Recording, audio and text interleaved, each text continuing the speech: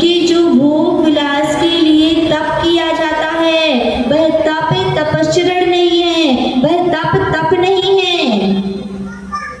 जो कर्म क्षय के लिए किया जाता है वह तप कहलाता है।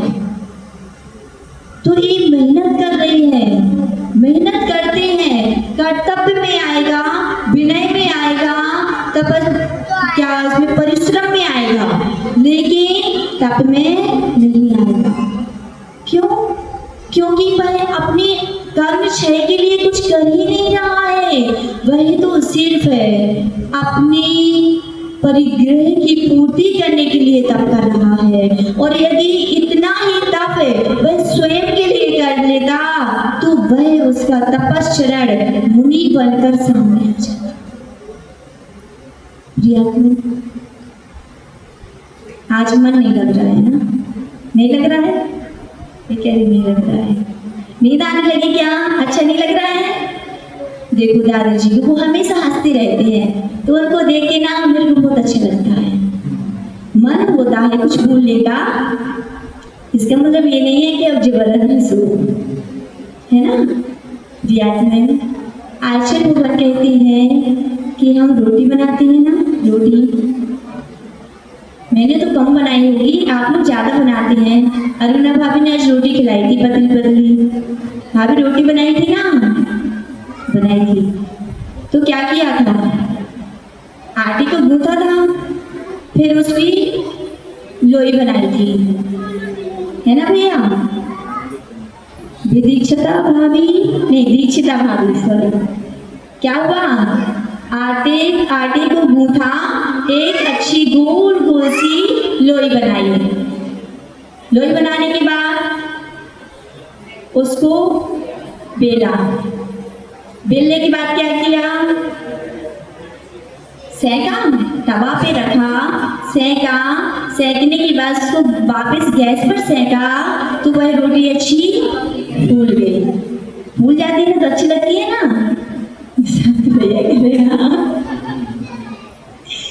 अच्छी लगती है वो फूल जाती है। तो फिर उसको हम क्या करते हैं? आराम से दो पला कर देते हैं। उसकी दो पला कैसे हो गए? जब रोटी बना रहे थे, लोई कर रहे थे, लोई तो एक ही थी ना, तो फिर रोटी फूलने के बाद दो कैसे हो गई? बोलो कैसे हो गई? अब आप लोग बोलेंगे नहीं तो मुझे ऐसा लगेगा कि मन ही नहीं लग रहा है। आपका मन लग रहा है क्योंकि चेहरे से समझ में आ जाता है सबका मन लग रहा है, मैं तो कह रही हूँ। तो वह जो एक लोई तो एक ही थी, लेकिन वह रोटी फूलने के बाद दो कैसे हो गई? तपने के बाद वैसे ही उसने तपश्चरण किया आटे में, तो वह दो हुई। वैसे ही हमारा शरीर और आत्मा अभी एक दिख रहा है, दिख रहा है ना एक। लेकिन जब हम तपश्चरण करते हैं तो शरीर अलग होता है, आत्मा अलग होती है। प्रिय आत्मा, देखने में नहीं जाओ, देखने में भली एक है लेकिन एक नहीं है। शरीर तो नाशवान है, नष्ट होगा ही। आत्मा अजर अमर है। यदि आत्मा को तपाया जाएगा तो आत्मा परमात्मा बन जाएगी और जो शरीर है, जो पर्याय है, वह नष्ट हो जाएगी। लेकिन तपश्चरण के द्वारा यदि हम तपाएंगे नहीं तो हम भेद विज्ञान नहीं कर सकते हैं। हमारे लिए भेदभाव करना सबसे आसान होता है, लेकिन भेद विज्ञान करना बहुत कठिन होता है। हम स्कूलों में सब सीखते हैं, भेदभाव करना बिना सीखे ही सीख जाते हैं, लेकिन भेद विज्ञान करने के लिए मुझे बहुत मेहनत करनी पड़ेगी। जब तक भेद विज्ञान नहीं करेंगे तब तक तप नहीं होगा, और जब तक तप नहीं होगा तब तक हम निर्वाण को प्राप्त नहीं हो सकते। आपके यहाँ दूध आता था? दूध आता है? दूध तो क्या करते उसको? गरम करते हैं? दीदी कह रही गरम करते हैं भाभी? करते हैं। दादी माँ करते हैं? दूध आता है आपके यहाँ? नहीं आता? आता है। अब इसको तो बोल ही सकते हैं, आता है कि नहीं आता? आता है।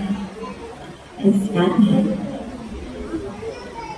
तो दूध जब आता है तो क्या करते हैं? डायरेक्ट पी जाते क्या?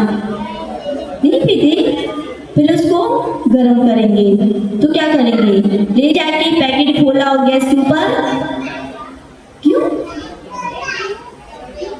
उसको बाउल में डालेंगे। देखो ये कह रही है, पहले पैकेट खोलेंगे, फिर एक बाउल में डालेंगे, फिर उसको गैस पे रखेंगे, फिर गैस चालू करेंगे, फिर दूध को गर्म करेंगे। ओहो, कितनी मेहनत करनी पड़ती है। जब दूध को गर्म करते हैं तो कितनी मेहनत करनी पड़ रही है, लेकिन फिर भी दूध अभी गर्म नहीं हुआ। दूध को गर्म करने के पहले हमें उस बर्तन को गर्म करना पड़ेगा। जब वह आपका बाउल, तपेला, जो भी कह दो आपकी लैंग्वेज में, जब वो गर्म हो जाएगा उसके बाद दूध गर्म होगा, और जब दूध गर्म हो जाएगा उसका घी बनेगा, और जब घी बन जाएगा तो वह वापस दूध बन जाएगा। क्यों? हमारे पास तो सब कला है, तो वापस घी से दूध क्यों नहीं बना सकते? नहीं बनेगा।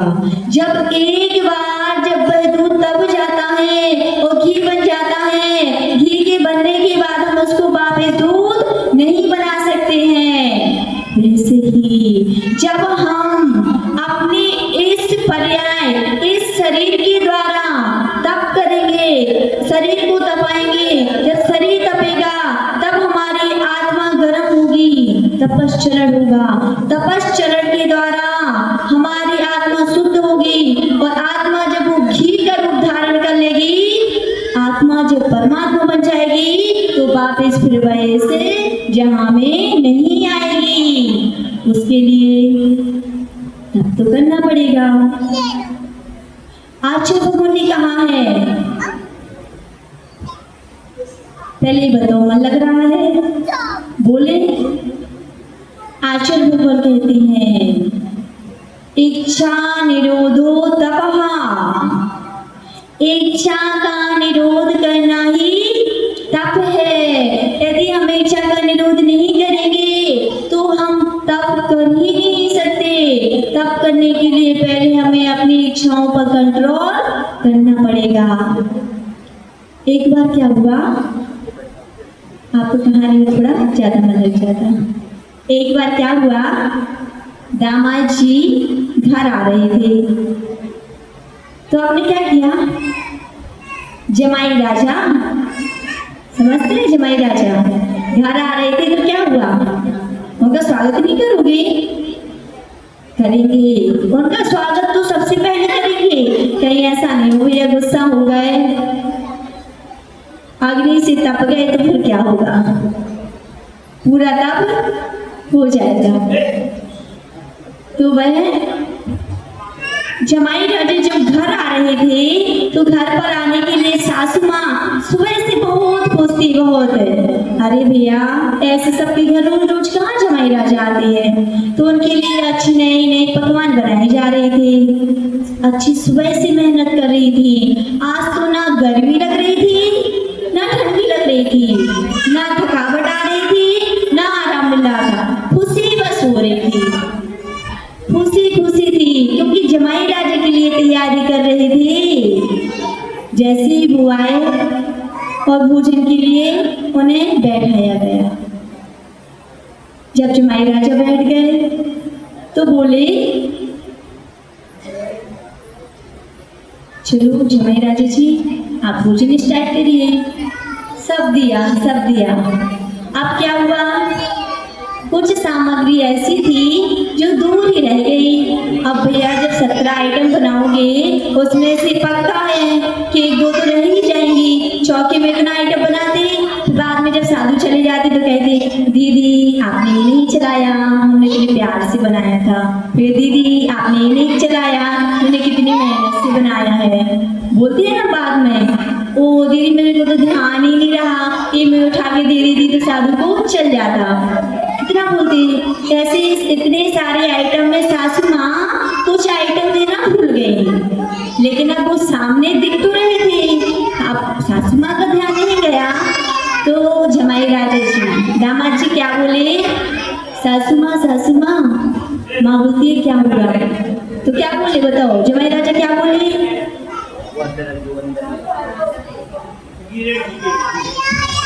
बताओ। जमाई राजा बोले सासू माँ आज पता क्या हुआ है। बोली हाँ क्या हुआ जमाई राजा, क्या हुआ। जब मैं रास्ते में आ रहा था ना तो वहां पे आज बहुत बड़ा सर्प था, इतना काला सर्प था, बहुत बड़ा सर्प था। तो सासू माँ कहती है अच्छा कितना बड़ा था जमाई राजा, बताओ ना। तो आप ठीक हैं? हाँ मैं तो ठीक हूँ। ज्यादा बड़ा था क्या? हाँ मैं तो बहुत डर गया था। तो कितना बड़ा? सासू माँ मैं क्या बताऊं, देखो मैं यहाँ पे बैठा हूँ ना, यहाँ से वो सामने पापड़ का डिब्बा दिख रहा है, वहां तक इतना लंबा काला सर्प था, मैं तो डर ही गया। अच्छा, अरे वाह जमाई राजा आपने तो अच्छा ध्यान दिला दिया कि पापड़ परसना तो मैं भूल ही गई। ऐसे हम करते हैं, क्यों? हमारे पास सब सामग्री थी लेकिन पापड़ नहीं आया था, तो क्या करते, कुछ तो दिमाग लगाना पड़ेगा। अब हम बोल नहीं सकते ना कि हमारे लिए दे दो। तो कभी कभी हमारे बगल में जब कोई बैठा रहता है ना और हमें कुछ लेना पड़ता है तो क्या बोलते हैं, हाँ ना भाभी देखो ना इनकी थाली खाली है, आपने बोल तो मीठा नहीं दिया, आज वो बनाया था ना, तो पक्का है बोले या ना ले, लेकिन आप मुझे तो दे दो, मुझे क्यों तो हम अपना दिमाग चलाने लगते हैं, क्योंकि हमारा इच्छा पर कंट्रोल नहीं रहता है। यदि हमारी इच्छा पर कंट्रोल होता तो हम इतना दिमाग लगाते ही नहीं कि अभी आप एक चीज परसना भूल गए हैं। रियातमन सबसे ज्यादा तब तो कब करते हैं, जब हमारे यहाँ 4-5 बेटियां हो और बेटा चाहिए हो, तो क्या करते हैं, आप पूछेंगे बताओ ना पंडित जी कैसे होगा, क्या करना पड़ेगा। आप जो बोलेंगे मैं वो करूंगी, मैं वो करूंगा। आप बोले तो माला करनी पड़ेगी, विधान करना पड़ेगा, पूजन करनी पड़ेगी, क्या करना पड़ेगा, मैं सब करने के लिए तैयार हूँ। कुणाल भैया मैं सब करने के लिए तैयार हूँ, एक बार बताओ तो माला, फिर देखो एक बार बोल दिया जाए कि आज आपको इन भगवान जी को पूजना है, तो सिर्फ उसी दिन सुबह से देख लेना मंदिर में बैठे दिख जाएंगे। फिर तो ऐसा लगता कम मंदिर खुलेगा, जल्दी से खुल जाए, मैं क्योंकि पंडित जी ने बोला है ऐसे करना पड़ेगा, ऐसे करने से ऐसी हमारी इच्छा की पूर्ति हो जाएगी। तो सुबह से ही माला शाम तक जपते रहेंगे। माला तो क्या, उन्हीं भगवान की पूजा करेंगे, फिर विधान भी करेंगे, अभिषेक धारा भी करेंगे, आरती भी करेंगे, जो होगा, चालीसा होगा वो भी पढ़ देंगे। जिनका कभी नहीं पढ़ा होगा, जिनको मानते इतनी जल्दी श्रद्धा जाग जाती है, फिर तो हाँ अब तो पक्का मेरी मन की हो ही जाएगी। में पूजा कर रही थी ना, 16 कारण कर रही थी ना, क्या थी उसकी लाइन बताओ ना, जय जय नाथ, उसके आगे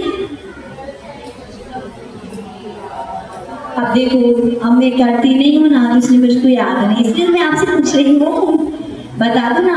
देखो हेल्प तो करनी चाहिए ना, बताओ आज पूजा कर रही थी ना 16 कारण, बता सुना वो अरुणा भाभी।